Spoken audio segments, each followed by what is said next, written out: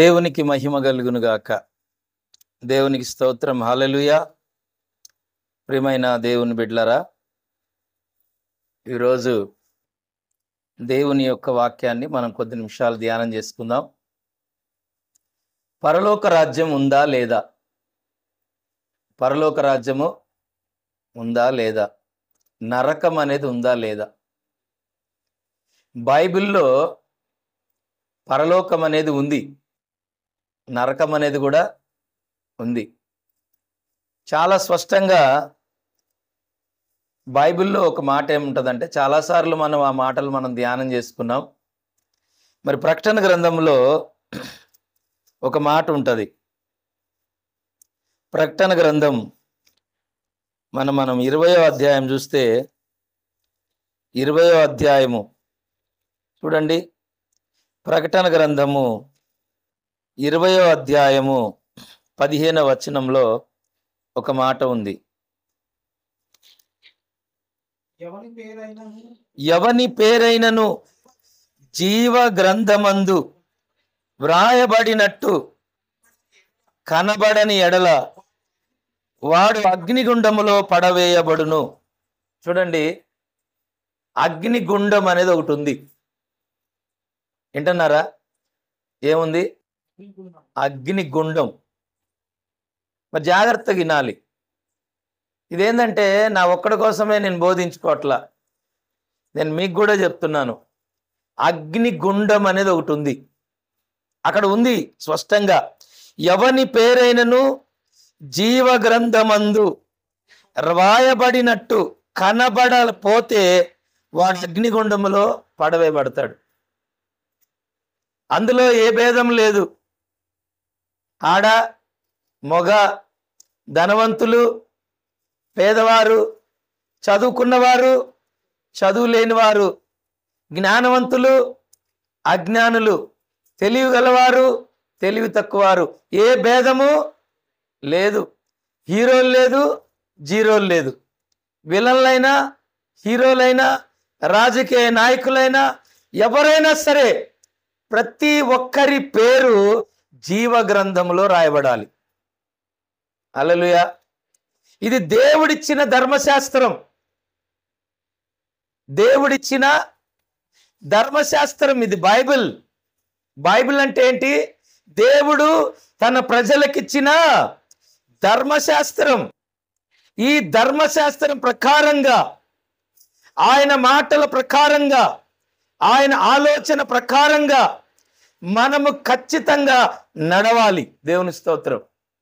హల్లెలూయా. నడవాలి. కుడికైనను ఎడమకైనను కూడా తొలగకుండా నడవాలి. దేవుని స్తోత్రం. దేవుని వాక్యం సెలవిస్తూ ఉంది, ఎవని పేరైనా జీవ గ్రంథములో రాయబడినట్టు కనబడకపోతే వాడు ఎక్కడుంటాడంట? అగ్నిగుండంలో ఉంటాడు. జాగ్రత్త. ఈరోజు ఇక్కడ ఉన్నటువంటి మనం ఆలోచన చేసుకుందాం. మన పేర్లు జీవ గ్రంథములో ఉన్నాయా? మన పేర్లు జీవ గ్రంథములో ఉన్నాయా? జీవ గ్రంథములో మన పేర్లు రాయబడ్డాయా, రాయబడలేదా? బైబిల్లో నిర్గమాకాండంలో మోషేతో దేవుడు ఒక మాట అన్నాడు, నా ఎదుట వారు పాపము చేశారు, నా గ్రంథములో నుండి వారి పేర్లు నేను తుడిచివేస్తున్నాను అన్నాడు. ఏమన్నాడండి? నా ఎదుట ఇశ్రాయేలీయులు నా ఎదుట పాపం చేశారు. ఇప్పుడు జీవ గ్రంథములో నుంచి ఒక వ్యక్తి పేరు లేకుండా పోవాలి అంటే ఏం చేయాలి? ఒక వ్యక్తి పేరు లేకుండా పోవాలంటే పాపం. ఏ వ్యక్తిలోనైనా పాపం ఉంటే ఆ వ్యక్తి పేరు జీవగ్రంథములో నుంచి తుడిచివేయబడుతుంది. ఆ మాట నేను చెప్పలేదు, దేవుడే అంటున్నాడు. ఆ మాట తన సేవకుడితో చెప్తున్నాడు. మోషేతో అంటున్నాడు, వారు నా ఎదుట పాపం చేశారు, వాళ్ళు నా ఎదుట పాపం చేశారు, అందుకనే నా గ్రంథములో నుండి నేను వారి పేరు తీసివేయాలనుకుంటున్నాను. అని ఎవరితో చెప్తున్నాడు? దేవుడు ఎవరితో చెప్తున్నాడు? తన సేవకుడైన మోషేతో చెప్తా ఉన్నాడు.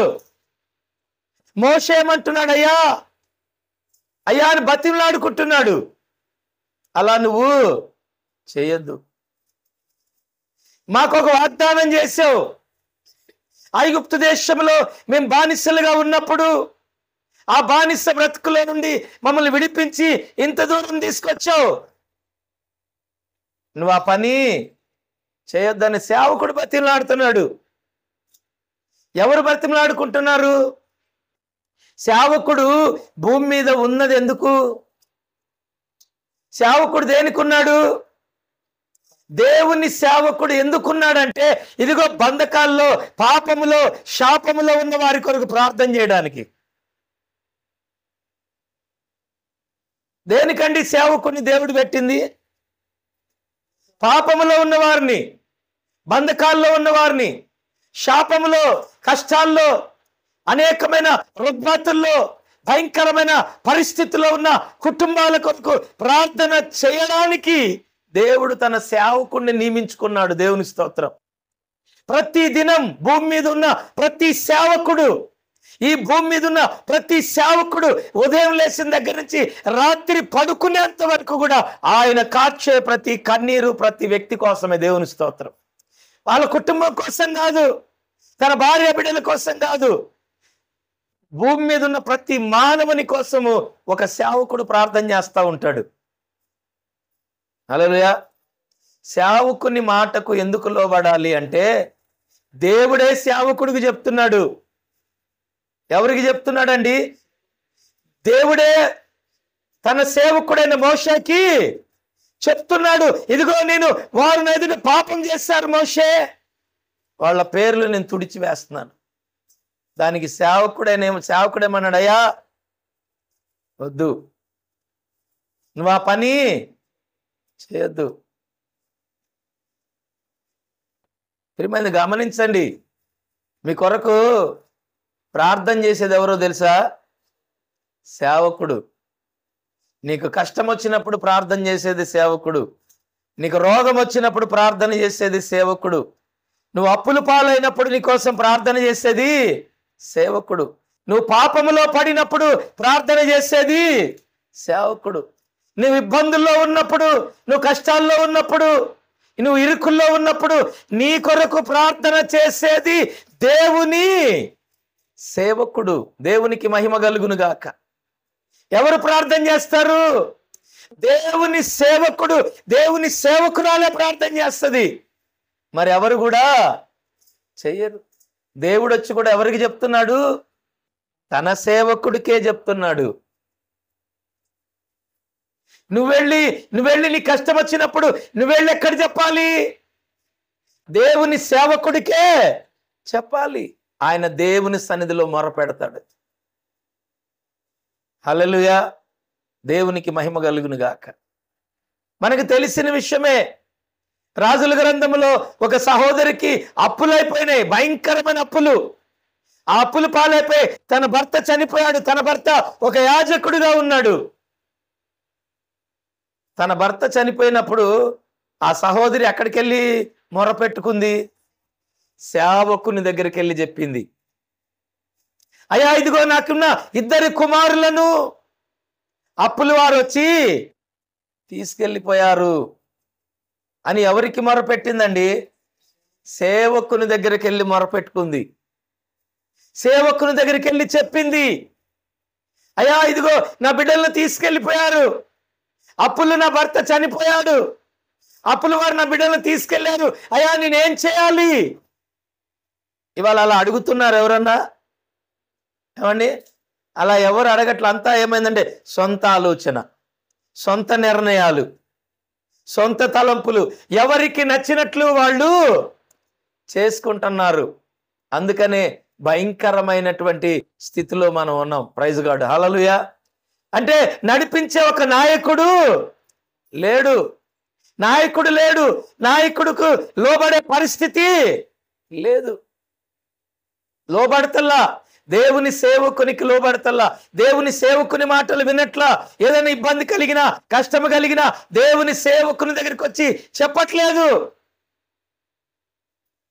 ఏమండి, నా భార్యకి కష్టం వస్తే పరాయవాడు తెలియ చెప్పుకుంటుందా? ఎవరికి చెప్తుంది? భర్తకే చెప్పుకుంటుంది. ఎందుకు? ఆమెకు నేను యజమానుణ్ణి. దేవుని స్తోత్రం. నేను ఆమె యజమానుణ్ణి. ఈరోజు ఆత్మీయంగా మనకు కష్టం వచ్చింది, ఆత్మీయంగా మనకి ఇబ్బందులు కలిగినాయి, ఎవరికి చెప్పాలి? దేవుడు మీకు ఒక సేవకుణ్ణి నియమించాడు. Praise the Lord. హల్లెలూయా. మీకంటూ దేవుడు ఒక సేవకుణ్ణి పెట్టాడు. మీరు వెళ్ళినప్పుడు ఆ సేవకునికి వెళ్ళి చెప్పాలి. ఎవరికో వెళ్ళి మనం చెప్పుకున్నాం అనుకోండి, వాళ్ళు రూటు మారుస్తారు. ఏం మారుస్తారు? రూటు మారుస్తారు. వేరే సేవకునికి వెళ్ళి చెప్తాము, ఇంకో సేవకునికి వెళ్ళి చెప్తాము, వాళ్ళు ఏం చేస్తారంటే ఆ రూటు మారుస్తారు. ఇవాళ అలా రూటు మారిపోయిన వాళ్ళు చాలా మంది ఉన్నారు. ఎందుకు? మనం వాళ్ళ దగ్గరికి వెళ్ళి చెప్పుకున్నాం కాబట్టే వాళ్ళు ఏం చేశారు? మన మార్గాన్ని మార్చారు, మన రూట్ మార్చారు, మన దారి మళ్ళించారు, మన చూపు మళ్ళించారు, మన నడక మళ్ళించారు.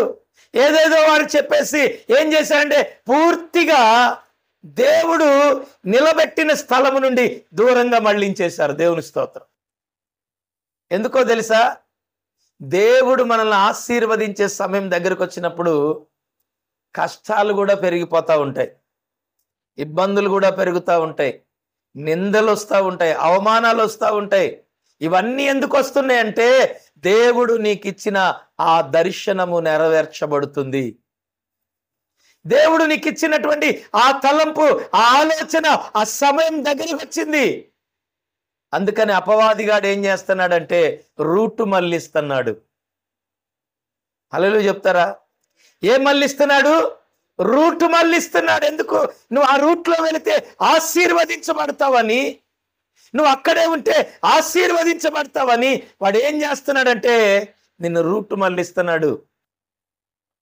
అక్కడ ఏం లేదు, ఆడికెళ్ళి చెప్పుకుంటే ప్రయోజనం ఏమీ లేదు. ఇదిగో ఫలానా దగ్గరికి వెళ్ళు, అక్కడ చాలా మంది ఉన్నారు, ఆయనైతే బాగా చేస్తాడు, ఆయనైతే బాగా చేస్తాడు, ఆయన ద్వారా నీకు మేలు కలుగుతుందని అపవాదిగాడు ఏం చేస్తాడంటే నూరి పోస్తున్నాడు. అంతే. దేవుని స్తోత్రం. హల్లెలూయా. నూరి పోసేటప్పటికి వాళ్ళు ఏం చేస్తా ఉన్నారంటే అలా రూటు మారి వెళ్ళిపోతా ఉన్నారు. రూటు మళ్ళిస్తున్నాడు. గమనించండి, మీకు తెలిసిన విషయమే, బైబిల్లో మీకు తెలిసిన విషయమే. మన బెత్లెహేమును వదిలిపెట్టినటువంటి నయోమి ఎక్కడికి వెళ్ళిందండి? మోయాబీ దేశానికి వెళ్ళింది. బెత్లెహేము వదిలిపెట్టి నయోమి ఎక్కడికి వెళ్ళింది? మోయాబీ దేశానికి వెళ్ళింది. మోయాబీ దేశానికి వెళ్ళినటువంటి నయోమి అనేక కష్టాలు పడింది. బెత్లెహేములో కరువు వచ్చింది. ఏమొచ్చింది? కరువు. ఇబ్బందులు వచ్చినాయి, కరువు వచ్చింది. ఆ కరువుకి, ఆ ఇబ్బందికి ఆమె తట్టుకోలేకపోయింది. ఏం చేసింది? తట్టుకోలేక మోయాబీ దేశానికి తన భర్తను, తన పిల్లల్ని, తన కుటుంబాన్ని తీసుకొని వెళ్ళింది, తన కోడలను తీసుకొని వెళ్ళింది. చివరాఖరికి మిగిలింది ఏంటండి? కొడుకులు చనిపోయారు, భర్త చనిపోయాడు, ఇద్దరు కోడళ్ళు ముండమోసారు, ఎదవరాళ్ళు అయిపోయారు, అత్త కూడా వెదవరాలిపోయింది. అయితే సమస్తాన్ని కోల్పోయింది. కరువు వచ్చిందని, ఇబ్బంది వచ్చిందని దేవుడు మనకు చూపించినటువంటి ఆ స్థలాన్ని, ఆ ప్రాంతాన్ని మనం వదిలిపెట్టకూడదు. Praise the Lord. Hallelujah. Route మార్చకూడదు, రూటు మళ్ళించకూడదు, వేరే రూట్లో, వేరే స్థలానికి, వేరే ప్రాంతాలకి మనం వెళ్ళకూడదు. దేవుడు మనకంటూ ఒక దర్శనం ఇచ్చాడు. Praise God. హల్లెలూయా. దేవుడు మనకు దర్శనం ఇచ్చాడు, మనకు ప్రణాళిక ఉంది. దాని ప్రకారంగా మనం నిలబడితే దేవుడు మనల్ని ఆశీర్వదిస్తాడు. హల్లెలూయా. నయోమి పారిపోయినట్లుగా మనం పారిపోయేవారిగా ఉండకూడదు. ఆమె దేనికి పారిపోయింది? కరువుకి. దేనికండి? కరువు, ఇబ్బందులకి పారిపోయింది. ఈరోజు చాలా మంది ఇలాగే పారిపోయి అనేకమైనటువంటి నష్టాలు తెచ్చుకుంటున్నారు, అనేకమైన ఇబ్బందులు తెచ్చుకుంటున్నారు, శ్రమలు తెచ్చుకుంటున్నారు, భయంకరమైనటువంటి స్థితిలోకి వెళ్ళిపోతా ఉన్నారు. కారణం ఏంటో తెలుసా? దేవుడు నిలబెట్టిన చోట నిలబడలేక. నిలబడాలి అంటే నీకు రెండు కావాలండి. ఒకటి విశ్వాసము, రెండు నిరీక్షణ. Praise the Lord. హల్లెలూయా. ఏం కావాలి? ఒకటి విశ్వాసము కావాలి, రెండవది నిరీక్షణ. అబ్రహాము విషయంలో దేవుడు నిరీక్షణకు ఆధారము లేనప్పుడే, నిరీక్షించడానికి ఆధారము లేనప్పుడే అబ్రహాము విశ్వాసము కలిగి దేవుని కోసం నిలబడ్డాడు. Praise the Lord. వాగ్దానము చేసినటువంటి దేవుని వైపు చూశాడు. అక్కడ ఏమి లేదు? నిరీక్షణకు ఆధారము లేదు. చాలా మంది అంటారు, ఏముంది బ్రదర్ ఇక్కడ నిరీక్షించడానికి? ఏముంది? చేసుకోవడానికి పని లేదు, ఉండడానికి ఇల్లు లేదు, సహాయం చేసే ప్రజలు ఎవరు కూడా లేరు. అసలు ఏం చూసి మేము ఇక్కడ నిరీక్షణ కలిగి ఉండాలి? ఒకటి గుర్తుపెట్టుకో, తీసుకొచ్చినటువంటి దేవుని మీద నిరీక్షణ కలిగి ఉండాలి. ప్రజలు ఏ దేవుడైతే నేను నడిపించాడో ఆ దేవుడి మీద నిరీక్షణ కలిగి ఉంటే ఆధారము లేనప్పుడే సమస్తమును ఆయన చేయగలడు. Praise the Lord. హల్లెలూయా. శూన్యములో సృష్టిని చేసిన దేవునికి ఈరోజు ఆధారము లేనప్పుడే, ద్వారములు మూయబడినప్పుడే ప్రతిదాన్ని ఆయన తెరవగలడు. ఆమేన్. నిరీక్షణకు ఆధారము లేనప్పుడే, విశ్వాసము కలిగి నిరీక్షణతో నువ్వు నిలబడినప్పుడే దేవుడు గొప్ప కార్యాలు చేస్తాడు. హల్లెలూయా. నువ్వు పారిపోతా ఉంటే ఆయన నీతో పరిగెత్తుకుంటా రాడు. నీ విశ్వాసానికి పరీక్ష, నీ నీతికి పరీక్ష, నీ నిజాయితీకి పరీక్ష ఈ భయంకరమైన దుర్దినాలు. Praise the lord. ఈ భయంకరమైనటువంటి ఈ దుర్దినాలన్నీ కూడా ఏంటంట? నీ విశ్వాసానికి, నీ నీతికి, నీ నిజాయితీకి ఇవన్నీ కూడా పరీక్ష. దేవునికి మహిమ కలుగును గాక. ఎప్పుడు మనం భయపడతాము? కాలేజీలో కానీ స్కూల్లో కానీ ఏదైనా ఎగ్జామ్స్ రాయాలన్నప్పుడే భయపడతాం. అప్పుడే టెన్షన్. సంవత్సరం అంతా చదువుతాం, ఎగ్జామ్స్ అనేపాటికి భయం. భయం. ఎగ్జామ్స్ వచ్చేపాటికి నాకు మ్యాథ్స్ రాదే, నాకు ఇంగ్లీష్ రాదే, నా సోషల్ రాదే, నా తెలుగు రాదే, అది రాదే, ఇది రాదే, అప్పుడు భయపడతాం. ఎప్పుడు భయపడతామండి? ఎగ్జామ్. మరి చదువుకునేప్పుడు భయపడతామా? చదువుకునేటప్పుడు భయం ఉంటే ఎగ్జామ్స్ రాసేటప్పుడు ఎవడు భయపడ్డు? హల్లెలూయా. నువ్వు చదివేటప్పుడు, నువ్వు రాసేటప్పుడు, వినేటప్పుడు నువ్వు నిజంగా నీ తల్లిదండ్రులు కష్టార్జితముతో నిన్ను చదివిస్తున్నారన్న ఆ నీతి, నిజాయితీ, ఆ నిరీక్షణ, ఆ భయము నీకుంటే ఎగ్జామ్స్ అప్పుడు నువ్వు భయపడాల్సిన అవసరమే ఉండదు. ఎవరన్నా అడిగినా కూడా నువ్వు బ్రహ్మాండంగా రాసేసి వస్తావు. దేవుని స్తోత్రం. ఎవరికి భయం? భయపడేవారు ఎవరండి? చదవని వారు, పిరికివారు. చదువుకునేవారు ఎప్పుడు కూడా భయపడరు. అలాగే విశ్వాసము, నిరీక్షణ కలిగిన వాడు కూడా భయపడడు. దేవుని స్తోత్రం. హల్లెలూయా. దేవుని పట్ల విశ్వాసము, నిరీక్షణ కలిగిన వాడు కూడా భయపడడు. దేవుడు